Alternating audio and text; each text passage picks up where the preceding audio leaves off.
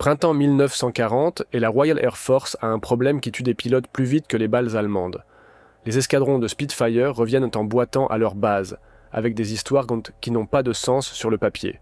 Le plus récent chasseur de l'arsenal britannique, l'appareil qui est censé dominer les cieux, est constamment surpassé en manœuvre par les Messerschmitt Bf 109 dans un scénario spécifique terrifiant. Poussez le manche vers l'avant en piqué et le moteur Rolls-Royce Merlin, tous crachotent et meurent. Pendant 5, peut-être 10 secondes, vous êtes un planeur avec un Allemand sur votre queue. 10 secondes, c'est une éternité quand 20 obus de canon millimètre réduisent l'écart à une vitesse combinée de 600 miles par heure. Le commandement des chasseurs connaît les statistiques fin mars. Dans 73 engagements confirmés au-dessus de la France et de la Manche, les pilotes de Spitfire signalent des coupures de moteur pendant les manœuvres à G négatif dans 61 cas. C'est un taux d'échec de 83% sur une manœuvre de combat. Cela signifie souvent la différence entre obtenir des tirs sur cible ou devenir soi-même une cible. Le chef d'escadron Brian Lane, du 19e escadron, dépose un rapport qui atterrit sur les bureaux du ministère de l'Air, avec l'urgence d'une tache de café. Le pilote du 109 pousse en piqué. Nous suivons. Notre moteur s'arrête. Il est parti. Nous choisissons des schémas d'évasion prévisibles parce que notre appareil ne suivra pas nos intentions. C'est la crise qui entraîne Beatrice Schilling dans l'histoire. Elle n'est pas censée être à la RAF Tangmere le 23 mars 1940, mais le Royal Aircraft Establishment à Farnborough l'a dépêchée pour constater le problème de première main. 29 ans, coureuse de moto qui détient des records de vitesse à Brooklands, elle est l'une des rares femmes ingénieurs travaillant sur des avions militaires. Les types de l'establishment au RAE la tolèrent parce qu'elle a obtenu un diplôme avec mention très bien en sciences mécaniques de l'université de Manchester. Et parce que sa spécialisation, la performance des moteurs dans des conditions de stress, est soudainement le domaine le plus critique de l'aviation britannique. Elle regarde depuis la cabane de dispersion alors que le lieutenant de vol James Littard démontre le défaut. Son Spitfire Mark I grimpe à 8000 pieds, se renverse et pousse vers l'avant dans une manœuvre en S fendue. Le rugissement régulier du Merlin se désintègre en une touse étranglée. De la fumée noire jaillit des tuyaux d'échappement. Littard se redresse et après 7 secondes angoissantes, le moteur reprend. Il atterrit et trouve Schilling déjà sur le tarmac, posant des questions qui révèlent qu'elle a saisi quelque chose avec lequel les pilotes vivaient, mais ne pouvaient articuler. « Ce n'est pas l'angle de piqué, dit-elle, vérifiant son carnet. C'est le vecteur d'accélération. » Chaque fois que l'appareil subit une charge gravitationnelle négative, l'alimentation en carburant s'interrompt, ce qui signifie que vous ne pouvez pas pousser, vous ne pouvez pas poursuivre, vous ne pouvez pas exploiter un avantage s'il nécessite une pression vers l'avant sur le manche. La Luftwaffe, pendant ce temps, n'a aucune telle limitation. Leur moteur Daimler-Benz DB601 utilise l'injection directe de carburant, un système qui pompe le carburant dans les cylindres, indépendamment de l'attitude de l'appareil. Les pilotes de Messerschmitt peuvent pousser, tirer, rouler sur n'importe quel axe sans que leur moteur ne manque d'un seul cycle de combustion. Dans le jeu d'échecs tactique qui se déroule au-dessus du sud de l'Angleterre, les Allemands jouent avec un ensemble complet de mouvements, tandis que la RAF se bat avec la moitié de ses options verrouillées. Schilling retourne à Farnborough ce soir-là avec des taches d'huile sur sa combinaison et un problème qui est soudainement devenu personnel. Le moteur Rolls-Royce Merlin est un chef-d'œuvre d'ingénierie des années 1930, mais il est construit autour d'une technologie qui précède les frères Wright. Les carburateurs fonctionnent sur un principe magnifiquement simple. L'air se précipitant à travers un col rétréci crée une basse pression, qui aspire le carburant d'un réservoir dans le flux d'air. Le mélange s'atomise, s'écoule dans les cylindres et la combustion se produit. Ce système fonctionne parfaitement tant que la gravité maintient le carburant au fond de la chambre à flotteur, prête à être aspirée à travers les gicleurs. Chaque moteur automobile, en 1940, utilise ce principe.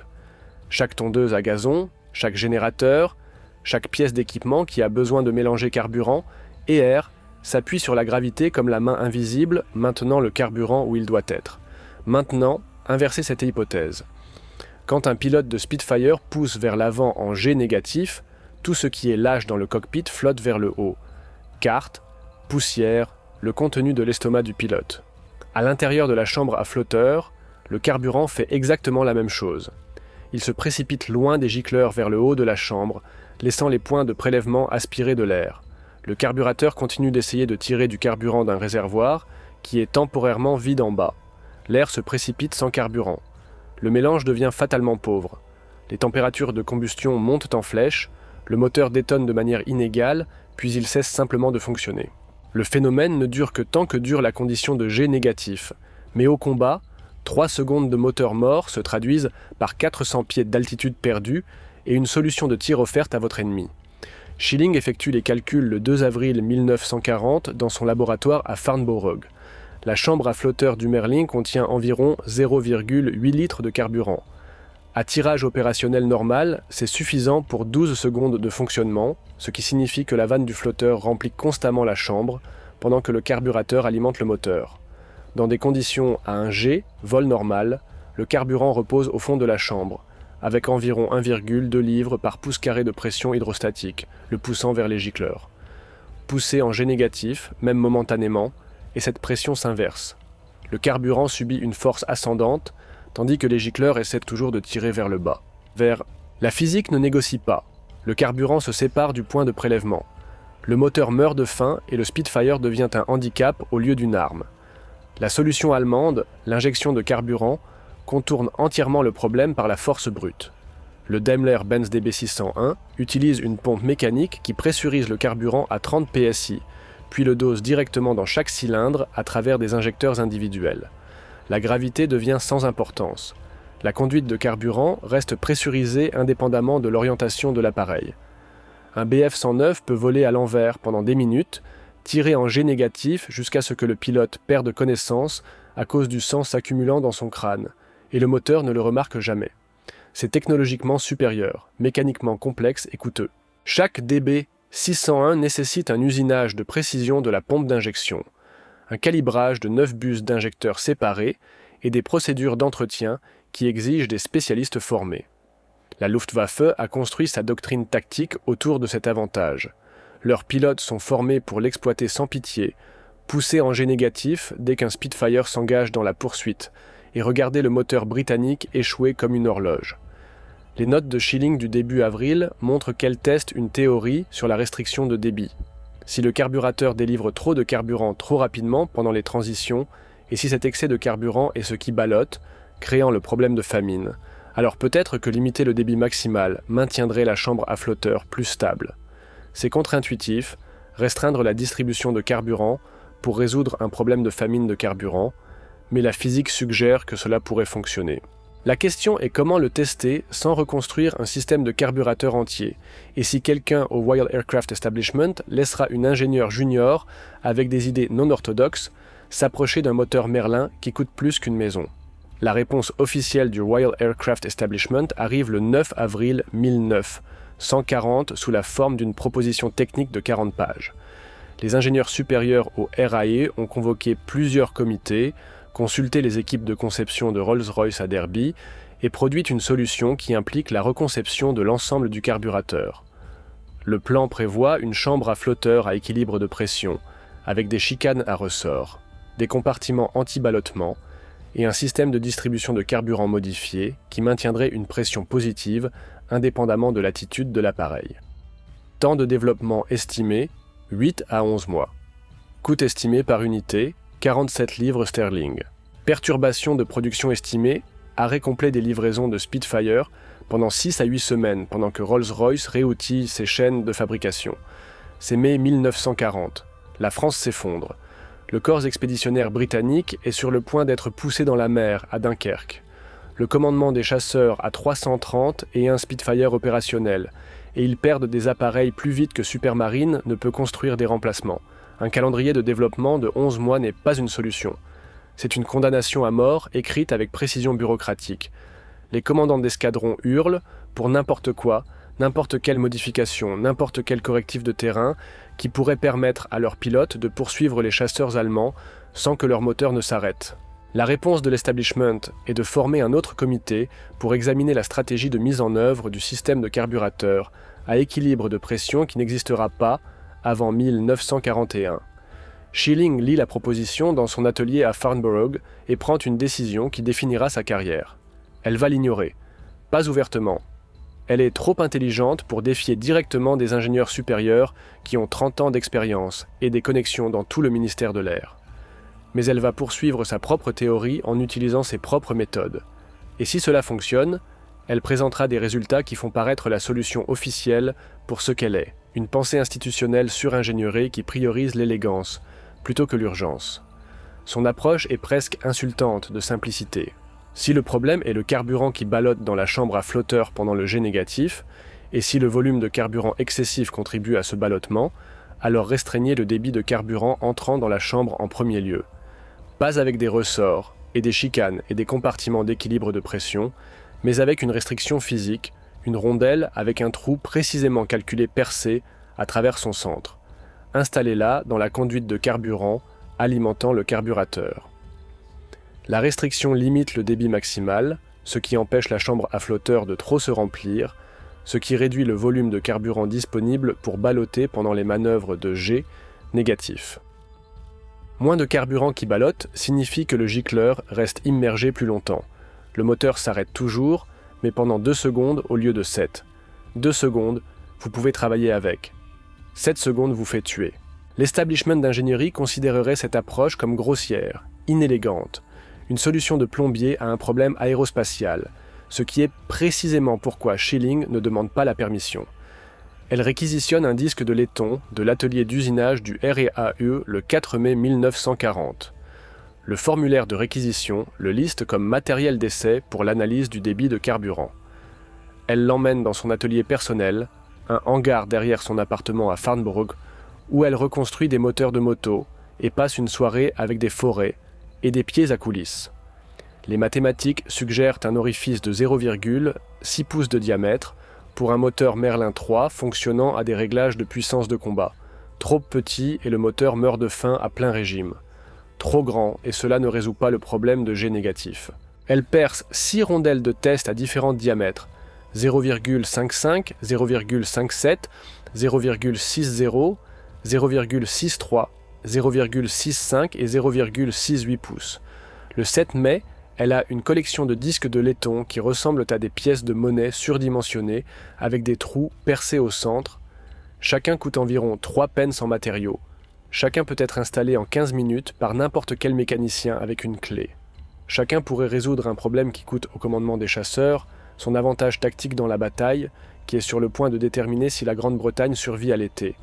Maintenant, elle a juste besoin de quelqu'un prêt à la laisser en boulonner une sur un moteur Merlin et voir ce qui se passe quand on pousse le manche vers l'avant. Geoffrey de Havilland Jr. est le pilote d'essai qui donne sa chance à Schilling. Il est pilote d'essai en chef au Airborne Force Experimental Establishment, fils du légendaire concepteur d'avions et quelqu'un avec suffisamment de poids institutionnel pour autoriser des modifications non autorisées sans déclencher immédiatement des enquêtes de la part des bureaucrates du ministère de l'Air. Le 14 mai 1940, Schilling arrive à l'aérodrome de Hatfield avec sa collection de rondelles de laiton enveloppées dans un rouleau d'outils en cuir.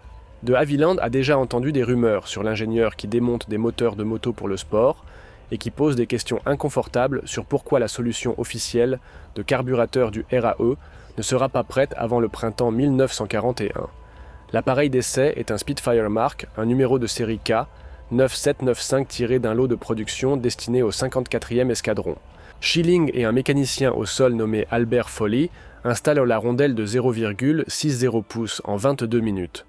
Elle se trouve dans la conduite de carburant entre la pompe entraînée par le moteur et l'entrée du carburateur, un disque de laiton légèrement plus épais qu'une pièce de Schilling, ce qui est l'endroit où la modification obtiendra finalement son nom non officiel.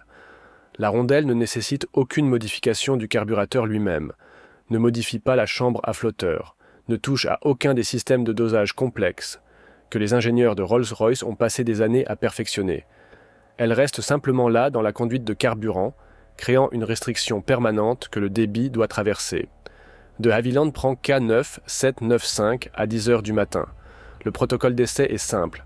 Grimper à 10 000 pieds, se renverser, pousser en jet négatif et le maintenir aussi longtemps que le moteur continue de fonctionner.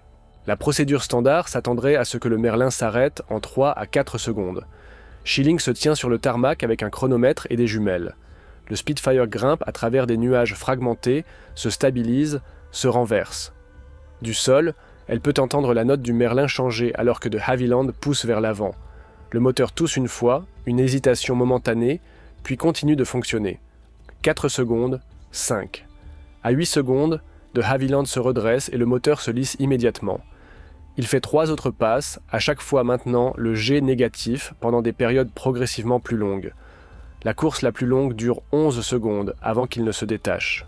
Pas parce que le moteur s'est arrêté, mais parce que maintenir un G négatif inversé, pendant cette durée, met une énorme tension sur la cellule et le pilote. Il atterrit 28 minutes après le décollage et roule jusqu'à l'endroit où Schilling et Foley attendent.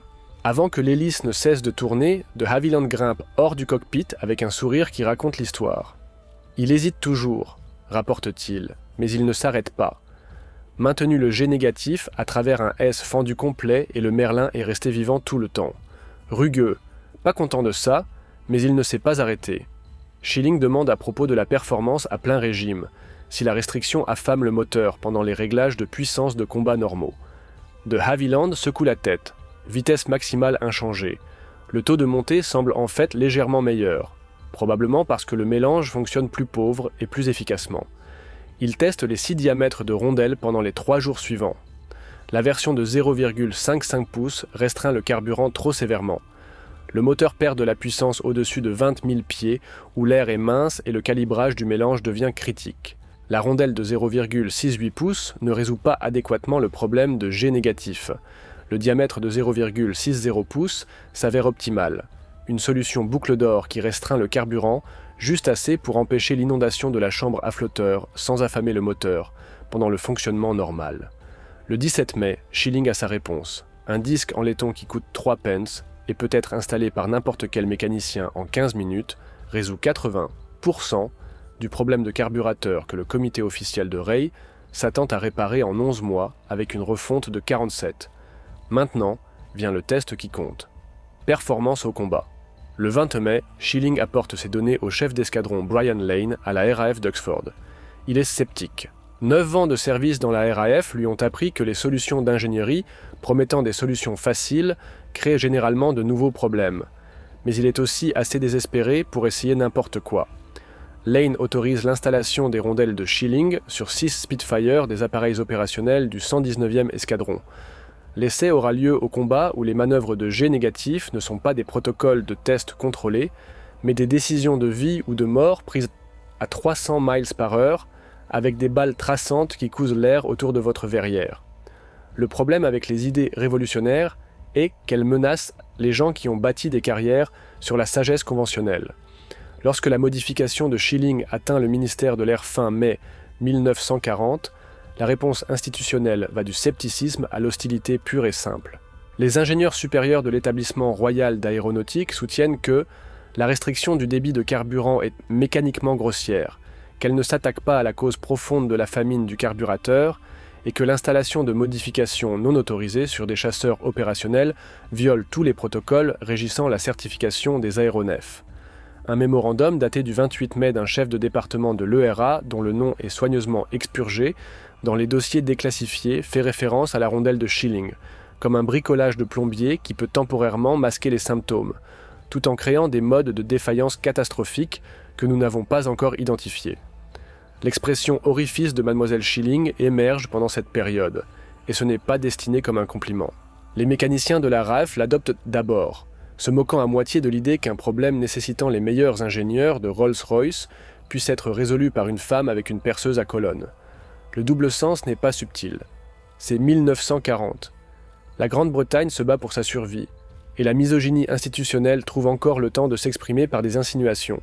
Schilling, à son crédit, ignore entièrement le commentaire. Elle est trop occupée à installer des rondelles sur chaque Spitfire que le chef d'escadron Lane peut autoriser. Et Lane est trop occupé à garder ses pilotes en vie pour se soucier de ce que l'établissement d'ingénierie pense des modifications sur le terrain. Le premier test au combat a lieu le 3 juin 1940 au-dessus de Dunkerque. Le lieutenant de vol James Coward, pilotant un Spitfire modifié, engage un BF-109E à 8000 pieds. Le pilote du Messerschmitt exécute sa manœuvre d'évasion standard, roulant inversé et poussant dans un piqué en S inversé. Coward suit, manche en avant, s'attendant à ce que son Merlin tousse et meure. Il hésite pendant peut-être une seconde, fonctionne mal, puis reprend et tient. Il reste sur la queue du 109 tout au long du piqué, se rapproche à 200 mètres et tire une rafale de 3 secondes qui déchire l'aile gauche du chasseur allemand. Le Messerschmitt tourne en spirale dans la Manche. Coward retourne à Duxford et dépose un rapport qui se lit. Modification du moteur fonctionne comme annoncé. Maintien de la poursuite à travers une manœuvre de G, négatif qui aurait auparavant forcé l'interruption. Recommande l'installation immédiate dans tout l'escadron. À la mi-juin, la nouvelle se répand dans le commandement des chasseurs comme un feu dans du bois sec. Les pilotes parlent, et ce qu'ils disent, c'est que les Spitfire du 119e escadron peuvent soudainement faire des choses qui étaient impossibles il y a 3 semaines. Les commandants d'escadron commencent à appeler Farnborough directement, contournant les canaux officiels, exigeant de savoir comment ils peuvent obtenir ces rondelles pour leurs appareils. L'établissement de l'ERA s'enracine, insistant sur des protocoles de test complets, une analyse des modes de défaillance et des procédures de certification qui prendraient des mois. Le maréchal en chef de l'air Hugh Dowding, commandant le commandement des chasseurs, coupe court à la bureaucratie avec une directive datée du 22 juin. Installer la modification de Schilling sur tous les Spitfire opérationnels immédiatement. Les protocoles de test peuvent suivre plus tard. En ce moment, les pilotes ont besoin de tous les avantages qu'ils peuvent obtenir. La production et l'installation deviennent le goulot d'étranglement. Fabriquer des rondelles en laiton avec une précision de 0,060 pouces n'est pas techniquement difficile. Mais les ateliers d'usinage britanniques fonctionnent déjà en 3 équipes produisant tout, des fusées de bombes aux canons de fusil. Schilling supervise personnellement la production du premier lot, 5000 rondelles fabriquées par une usine métallurgique de Birmingham qui fabrique normalement des accessoires de plomberie. L'ironie de produire une modification aérospatiale dans une usine de plomberie n'échappe à personne. Les équipes d'installation se déplacent d'aérodrome en aérodrome, modifiant les appareils entre les sorties de combat. Un Spitfire atterrit, est réarmé et ravitaillé. Et pendant que le pilote est dans la hutte de dispersion en train de boire du thé et de remplir des rapports de combat, un mécanicien est sous le capot en train d'installer un disque en laiton de 3 pence qui pourrait sauver la vie de ce pilote lors de la prochaine sortie. Au 1er août 1940, environ 70% des Spitfire opérationnels portent la modification. Les rapports de combat des batailles aériennes qui s'intensifient montrent une amélioration mesurable. Les pilotes poursuivent plus agressivement, restant engagés à travers des manœuvres qui auraient auparavant forcé le désengagement. La coupure du moteur à G négatif se produit toujours, mais elle est devenue une hésitation momentanée plutôt qu'une défaillance mettant fin à la mission. Plus important encore, les pilotes de la RAF apprennent qu'ils peuvent faire confiance à leur appareil pour suivre leurs instincts. Ce changement psychologique compte autant que la correction mécanique. Un pilote qui sait que son moteur va caler s'il pousse vers l'avant est un pilote qui remet en question chaque décision tactique. Un pilote qui sait que son moteur va hésiter, mais tenir est un pilote qui se bat sans doute interne, rongeant son temps de réaction. La preuve arrive dans le sang et les épaves dispersées à travers la Manche. Le 11 août 1940, le jour que la Luftwaffe désigne comme Adlertag, jour de l'Aigle, le début de leur campagne concertée pour détruire la RAF, l'équation tactique s'est déplacée de manière que le renseignement allemand n'a pas détectée. Oberleutnant Franz von Wera, un pilote expérimenté de Bf-109 avec 13 victoires confirmées, engage un Spitfire du 72e escadron au-dessus de Douvres à 12 000 pieds. Il exécute la manœuvre qui a fonctionné sans faille pendant 4 mois. Roulement inversé dans un piqué à G négatif, forçant le pilote britannique à soit rompre le combat, soit suivre dans une défaillance moteur. Le Spitfire suit. Von Wera s'attend à voir la fumée noire révélatrice d'un moteur Merlin qui coupe. Au lieu de cela, le chasseur britannique reste verrouillé sur sa queue, réduisant la distance. Von Wera tire dans un virage grimpant, mais il est déjà en défense, réagissant au lieu de dicter.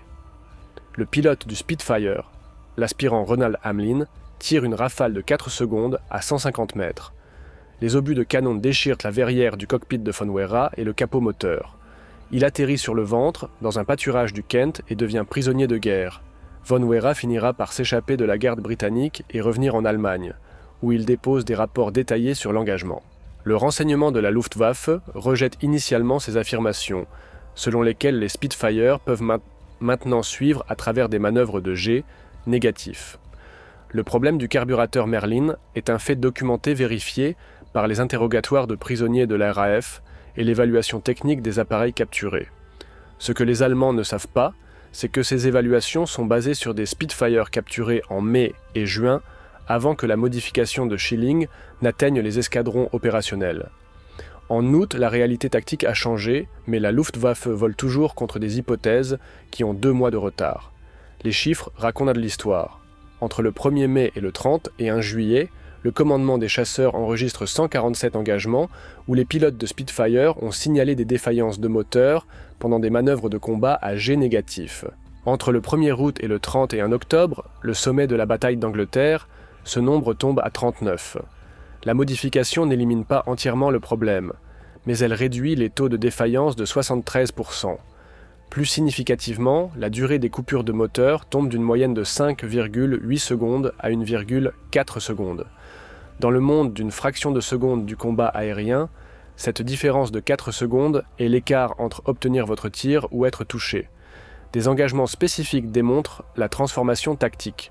Le 24 août, l'aspirant Eric Mars du 242e escadron engage 3 BF tirés 109 au-dessus de Manston à 15 000 pieds. Il est en infériorité numérique, en défense, cherchant une issue de secours. L'un des Messerschmitt plonge sur lui d'en haut. La doctrine standard serait de rouler et de plonger avec un jet positif, acceptant la séparation et espérant distancer la poursuite. Au lieu de cela, Mars roule inversé et pousse vers l'avant dans le piquet directement vers le chasseur allemand. Le Merlin tousse une fois brièvement, puis tient. Le pilote du BF tirait 109, s'attendant à ce que le moteur du Spitfire échoue, ne réagit pas jusqu'à ce que Mars tire de front à une vitesse de fermeture convergente. L'Allemand rompt le combat, Mars inverse, et soudain il est sur la queue de l'un des autres 109. Il marque des coups sur 2 appareils et retourne à la base, ayant survécu à un engagement qui aurait dû se terminer avec lui, tournoyant dans la Manche. Le 15 septembre 1940, le jour qui sera plus tard commémoré comme le jour de la bataille d'Angleterre, voit 56 appareils de la Luftwaffe confirmés détruits au-dessus du sud de l'Angleterre. Les dossiers de vol indiquent que dans au moins 19 de ces engagements, les pilotes de Spitfire ont poursuivi avec succès à travers des manœuvres de jet négatifs qui auraient forcé le désengagement avant la modification du carburateur. Ce sont 19 cas où l'orifice de Mademoiselle Schilling a directement contribué à la destruction d'un appareil allemand, plutôt qu'à son évasion. Extrapolée sur toute la période de 3 mois de combat intense, et la modification peut avoir influencé le résultat de 150 à 200 engagements. Le chef d'escadron Lane, qui a autorisé les premiers essais au combat en mai, écrit une lettre à Schilling fin septembre. Elle est brève, tapée sur du papier à en-tête officielle de la RAF, avec une mise en forme qui suggère que Lane l'a composé lui-même, plutôt que de déléguer à un commis. Votre modification a gardé les pilotes en vie et les appareils opérationnels. Les mathématiques de la survie ne mesurent pas l'élégance. Elles mesurent l'efficacité. Merci de comprendre la différence. La lettre arrive à Farnborough le 28 septembre. Schilling la range dans le tiroir de son bureau sans la montrer aux ingénieurs supérieurs qui ont passé l'été à soutenir que sa solution était mécaniquement inadéquate. La leçon institutionnelle met des années à pénétrer l'établissement d'ingénierie, et même alors, elle arrive enveloppée de réticence. L'orifice de Mademoiselle Schilling fonctionne, mais il offense les sensibilités des ingénieurs, formés à croire que les solutions appropriées nécessitent une analyse complète, une refonte systématique et l'élégance dans l'exécution. Une rondelle en laiton avec un trou percé ne possède aucune de ces qualités. C'est une restriction, un compromis, un pansement qui s'attaque aux symptômes plutôt qu'aux causes profondes. Que cela sauve des vies et gagne des batailles ne le rend pas beau. Et pour un certain type d'ingénieur, la beauté compte presque autant que la fonction. Rolls-Royce développe finalement la solution appropriée que tout le monde savait venir. En mars 1941, ils ont introduit le carburateur à pression Bendix-Stromberg, un système sophistiqué qui utilise des pompes à carburant et une régulation de pression pour maintenir un mélange cohérent, quelle que soit l'attitude de l'appareil. C'est tout ce que les comités de l'ERA voulaient. Conçu, testé, certifié et élégant. Il coûte également 43 livres par unité, nécessite une installation spécialisée et doit être recalibré toutes les 100 heures de vol. La rondelle de Schilling coûte 3 pence, s'installe en 15 minutes et ne nécessite aucun entretien. Les 2 solutions fonctionnent. L'une est objectivement supérieure du point de vue de la pureté de l'ingénierie. l'autre a gagné la bataille d'Angleterre. Le contraste expose une division philosophique dans la façon dont les ingénieurs abordent les problèmes sous pression temporelle. La méthode de l'établissement, l'analyse complète menant à des solutions optimales, fonctionne à merveille lorsque vous avez le luxe du temps de développement. Elle produit des appareils comme les variantes ultérieures du Merlin, avec des compresseurs à 2 étages et des systèmes sophistiqués de gestion du carburant. Des moteurs qui représentent le summum de la technologie de l'aviation à piston. Mais en mai 1940, avec la France en train de s'effondrer et le commandement des chasseurs hémorragiques en pilote, la méthode de l'établissement aurait livré sa solution en avril 1941, 9 mois trop tard pour avoir de l'importance. L'approche de Schilling, identifier l'intervention minimale viable qui s'attaque au mode de défaillance critique, a livré des résultats en 3 semaines.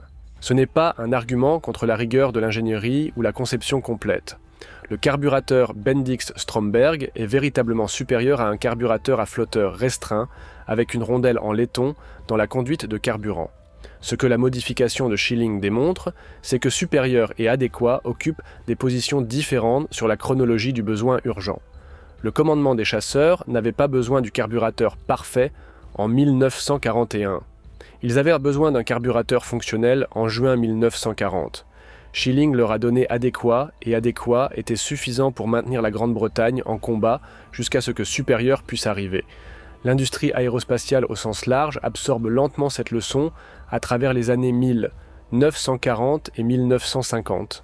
Lockheed Skunk Works, formé en 1943, fonctionne selon des principes qui auraient été familiers à Schilling.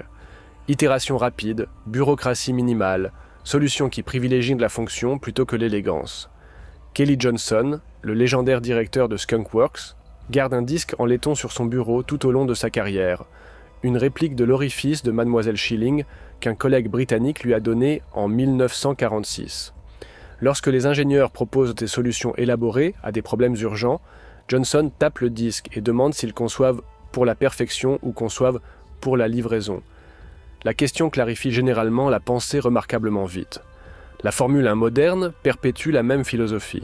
Les équipes dépensent des centaines de millions à développer des moteurs sophistiqués avec des systèmes de soupapes pneumatiques, des unités de puissance hybrides et une injection de carburant qui peut mesurer une livraison à la précision de la microseconde. Elles portent également des rouleaux de ruban adhésif en aluminium, des serre-câbles et diverses solutions de dépannage rapide qui horrifieraient les ingénieurs aérospatiaux, mais qui maintiennent les voitures de course à millions de dollars opérationnels pendant les grands prix de 2 heures. Les ingénieurs de Formule 1 comprennent ce que Schilling comprenait en 1940. La complexité est impressionnante, mais la fiabilité sous stress est ce qui gagne réellement. L'ironie est que la modification de Schilling reste à certains égards plus robuste que son remplacement sophistiqué. Le carburateur Bendix-Stromberg a plusieurs modes de défaillance. Défaillance de la pompe, dysfonctionnement du régulateur de pression, rupture de la membrane, blocage de la pompe d'accélération. L'orifice de Mademoiselle Schilling a exactement un mode de défaillance. La rupture physique de la rondelle en laiton, ce qui nécessite des niveaux de stress qui auraient déjà détruit le reste du moteur. La simplicité crée sa propre forme de fiabilité, un système avec moins de pièces mobiles à moins de choses qui peuvent se casser. Cela semble évident, pourtant la culture de l'ingénierie l'oublie constamment, séduite par la satisfaction intellectuelle de résoudre des problèmes avec une sophistication maximale plutôt qu'une complexité minimale nécessaire. Le maréchal en chef de l'ère Doding, dans ses mémoires d'après-guerre publiés en 1946, consacre 3 paragraphes à la modification du carburateur. Il écrit « La contribution de Mademoiselle Schilling a exemplifié le type de pensée pratique qui a maintenu le commandement de la chasse opérationnelle pendant notre période la plus désespérée. L'histoire se souviendra de la grâce du Spitfire et de la robustesse du Hurricane. Ceux d'entre nous qui étaient là se souviendront de la rondelle en laiton de 3 pence qui a permis aux 2 avions de combattre comme leur concepteur l'avait prévu. C'est l'un des rares cas où un commandant supérieur crédite explicitement un ingénieur par son nom pour un avantage tactique au combat. Béatrice Schilling retourne à l'obscurité du temps de paix avec la même compétence discrète qui a caractérisé sa contribution en temps de guerre. En 1948, elle reçoit l'ordre de l'Empire britannique pour ses services à l'ingénierie aéronautique. La citation est brève, mentionnant des contributions à la performance des moteurs dans des conditions de combat sans spécifier la rondelle en laiton, qui a influencé des centaines d'engagements aériens. Elle assiste à la cérémonie d'investiture, au palais de Buckingham, reçoit sa médaille du roi George VI et retourne à Farnborough le lendemain pour continuer à travailler sur le développement de moteurs à réaction. La cérémonie reçoit 2 paragraphes dans le Times, enterrés à la page 11 entre des avis sur les subventions agricoles et les changements d'horaire ferroviaire. Après-guerre, Schilling oriente son attention vers la propulsion à réaction et la recherche sur les vols supersoniques.